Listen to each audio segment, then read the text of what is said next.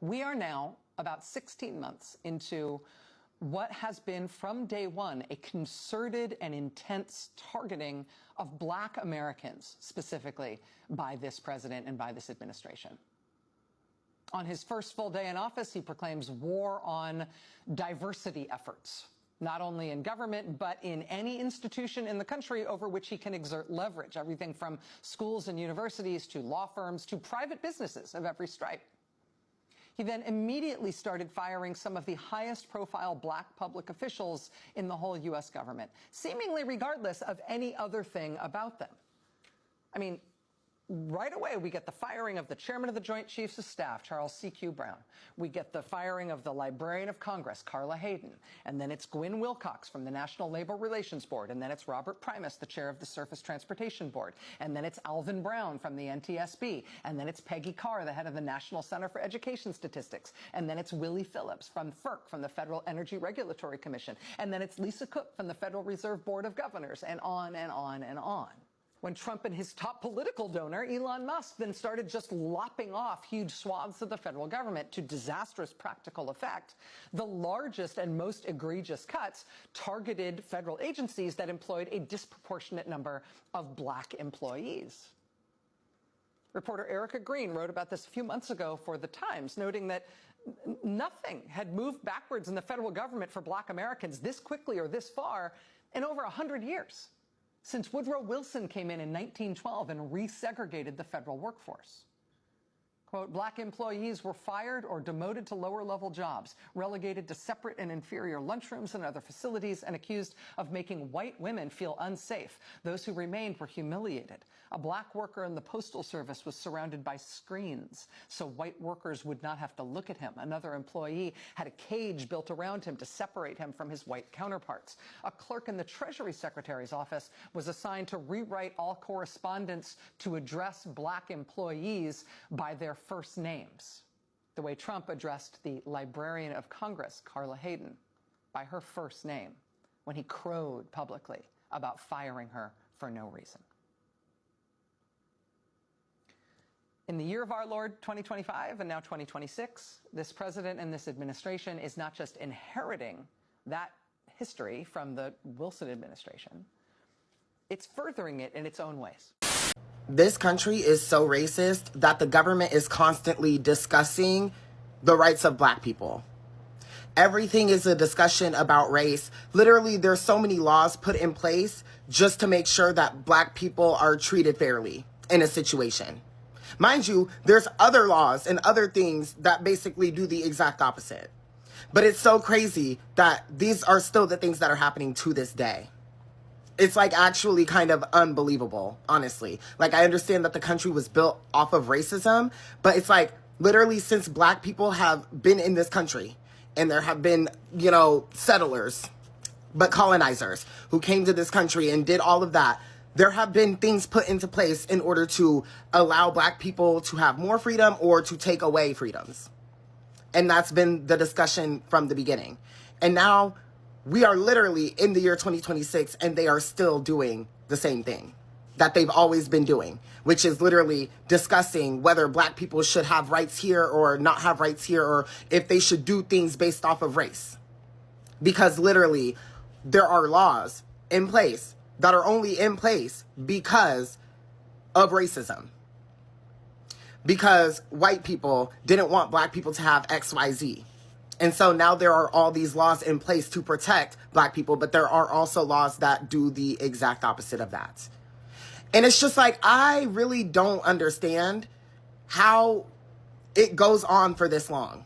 Like, to the point where the government is still discussing things and putting things into place based off of race, because that's quite literally how racist it still is to this day. It's like mind-blowing. And honestly, I just say let the whole system crumble and collapse and be done with, because it was never working.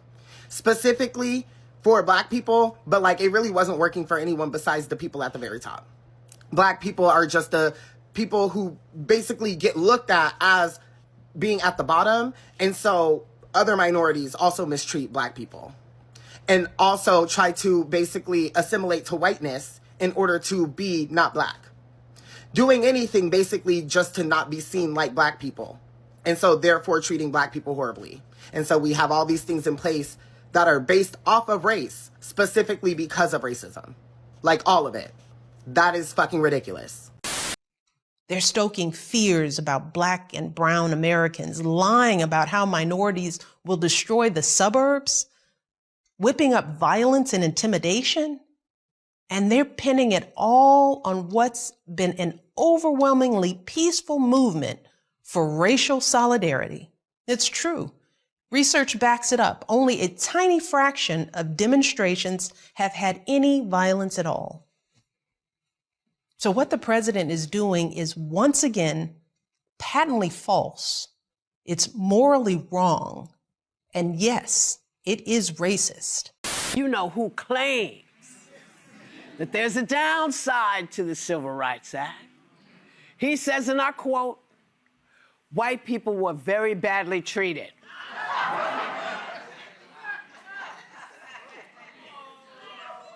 Where they did extremely well.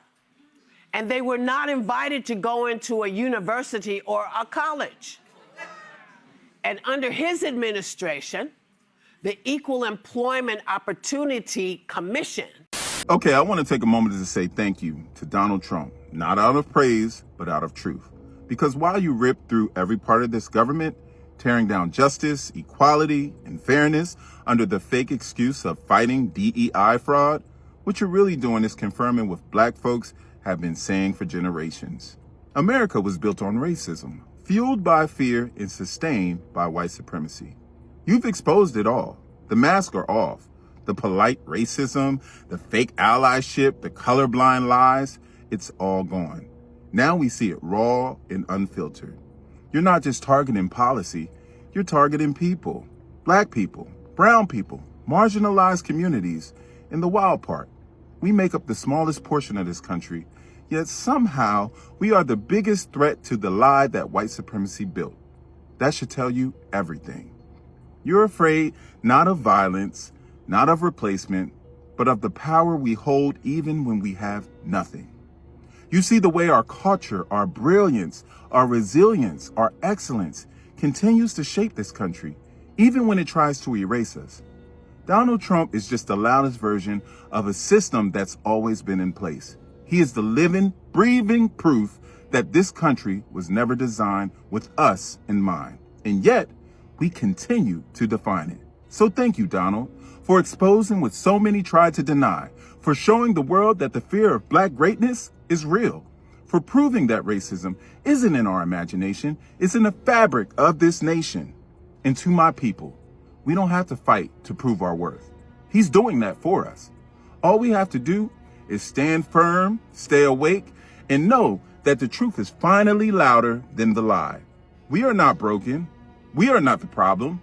We are the evidence of the power that this country can contain. Let that truth ring louder than his hate. The great irony is, of course, that Donald Trump is the son of an immigrant, the grandson of an immigrant, and married to an immigrant.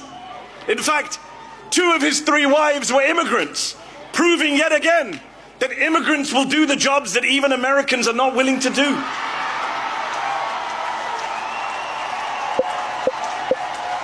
Listen, y'all, Trump and MAGA have picked a fight with the wrong people.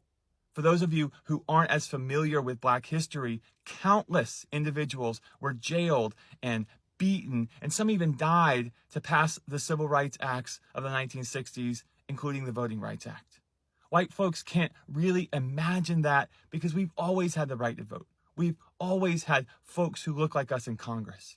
But we cannot stand idly by as our Black brothers and sisters are politically erased.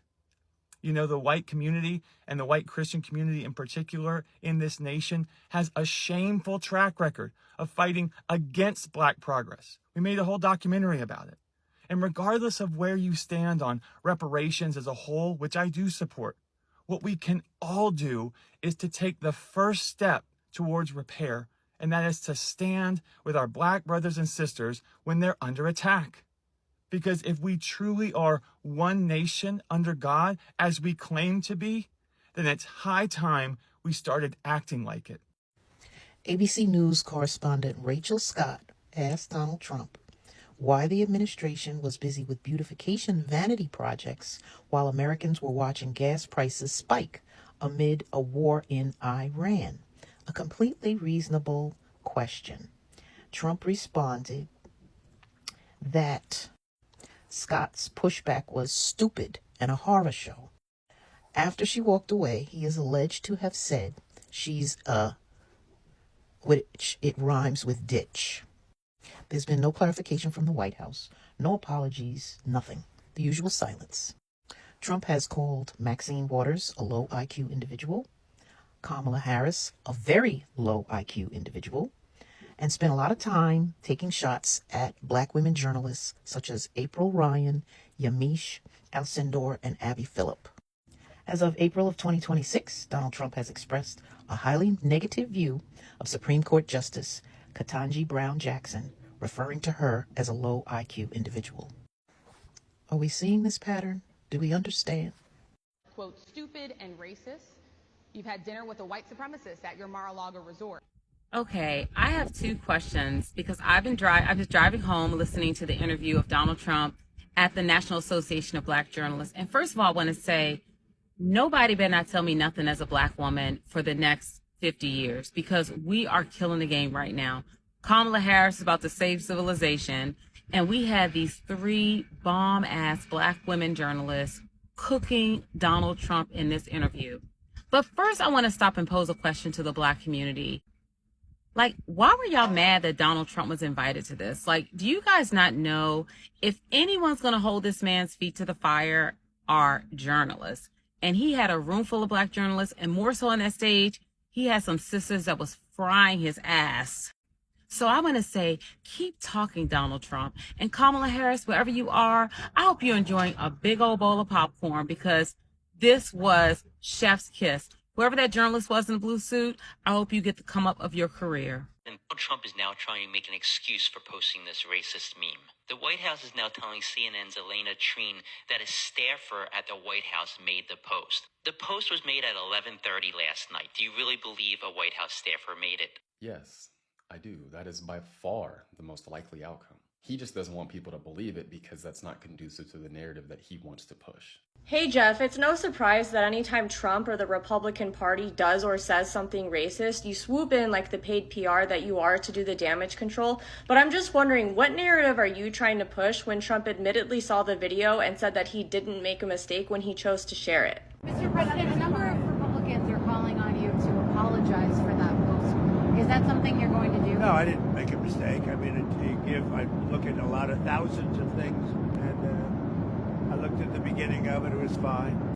I want to be very clear about something because I'm not black and I can't speak for the black lived experience, but I can speak to how power works in this country. And when black conservatives such as yourself step up to justify racist behavior instead of condemning it, you are not reducing racism, you're enabling it. I think we need to call a thing a thing. The President of the United States is using racist language. He is. He's using discriminatory language. He is targeting an entire group in a discriminatory way. Again. And again and again. And when do we as Americans say being a racist or using hateful racist language is unbecoming of the office of the President of the United States? We need to be able to say that. And we need to be able to say it. Since 1965, there has been an executive order in effect. It was signed by Lyndon Johnson, 1965. Since 1965, all federal contractors have been banned by executive order from discriminating on the basis of race, color, religion, sex, sexual orientation, gender identity, or national origin. Donald Trump rescinded that 1965 rule on his first full day in office. Less than a month later, Trump announced another rule change. They rescinded Clause 52.222-21 of the Federal Acquisition Regulation, which doesn't sound like much, but I'll tell you what the title of that is. It's Prohibition of Segregated Facilities. That's what Trump rescinded less than 1 month into being back in the White House. That section reads, quote, "The contractor agrees that it does not and will not maintain or provide for its employees any segregated facilities at any of its establishments, and that it does not and will not permit its employees to perform their services at any location under its control where segregated facilities are maintained." That anti-segregation clause has been in government contracts for decades. Donald Trump overtly reached out to rescind it, which means, bluntly, that the federal government no longer explicitly prohibits contractors from having segregated restaurants, waiting rooms, and drinking fountains. Make America great again, right? Recently fired and sidelined employees in the Department of Housing and Urban Development have started sounding the alarm that the Trump administration is no longer, just bluntly no longer enforcing a federal law known as the Fair Housing Act. Fair Housing Act, another pillar of the civil rights movements and its achievements. The Fair Housing Act dates to 1968. It says you can't refuse to rent to someone or refuse to sell a house to someone on account of their race, or their color, or religion, or national origin, or any other factor against which we're supposed to be protected from discrimination. According to current and former employees of the Department of Housing and Urban Development under Donald Trump, they have dropped enforcement of the Federal Housing Act. In Trump's first year back in office, black unemployment spiked in this country from 6.2% all the way up to 7.5%, making it the highest of all racial groups. Under Joe Biden, black unemployment had been at a record low of 4.8%, spiking now under Donald Trump. The Trump administration, generally speaking, is bad at its work. It is bad at what it sets its mind to in all sorts of ways. But black Americans, African Americans, have been targeted by this administration in a concerted way that has nevertheless been devastating, even though the Trump administration isn't good at anything they set their mind to. And that was all before the conservative majority on the U.S. Supreme Court, including all of Trump's appointees, voted to effectively end the Voting Rights Act a few days ago. As soon as the court said they would take up that case, people started mapping the worst case scenario for what Trump and the Republicans would do, particularly in the South, if the court gutted the Voting Rights Act of 1965, the crowning achievement of the civil rights movement. And the before and after looks like the snapback after the end of Reconstruction, after the Civil War. I mean, look at the state of Louisiana there. A third of the population of Louisiana is black. Louisiana's Republican governor canceled congressional elections that are already underway in that state to rush through new maps that will presumably make sure that even though 1/3 of the population of that state is black, there will be no black representation in Congress for Louisiana at all. South Carolina, 1/4 of the population is black. They have one majority-minority district represented by an African-American Democrat, Jim Clyburn. They are going to try to get rid of that one black district so that South Carolina is all white, all Republican in representation, while 1/4 of the people who live in that state are black. In Tennessee, 1 in 6 residents is black. Republicans now want to make sure all 9 congressional seats in Tennessee are white. All 9 of them. They want it to be 9-0, white and Republican. And 1 in 6 people in that state is black. In her dissent from the majority ruling, Justice Elena Kagan said it will likely cause the largest reduction to minority representation since the end of Reconstruction. She probably didn't need to use the word likely there. The war on black Americans that is being waged by this president and this Republican Party is one of the only things they have put their mind to in this past year that they've actually done pretty well at. A comprehensive attack on black public officials and black public power. A comprehensive attack on black public officials in the federal government, black employees in the federal government, black representatives in Congress, and now all around the country, where everywhere Republicans are in charge, they are scrambling to make sure that black public officials can no longer hold office. We're going to talk tonight about the pushback against that and the strategies to make them pay for it, both in Louisiana, which is ground zero here, and around the country. We're going to talk tonight about some surprising pushback from churches and the clergy. We're going to talk tonight about a blistering takedown of Trump and the administration in federal court in Washington in a most unexpected case. But big picture here, we are in the middle of something really radical in this country, not just to get rid of our constitutional republic, to replace our form of government with something else, but to get rid of the multiracial democracy that our Constitution is supposed to protect. It is a war on Black America. The fight to save it is looking like it's going to be the fight of all of our lives. More ahead tonight. Stay with us.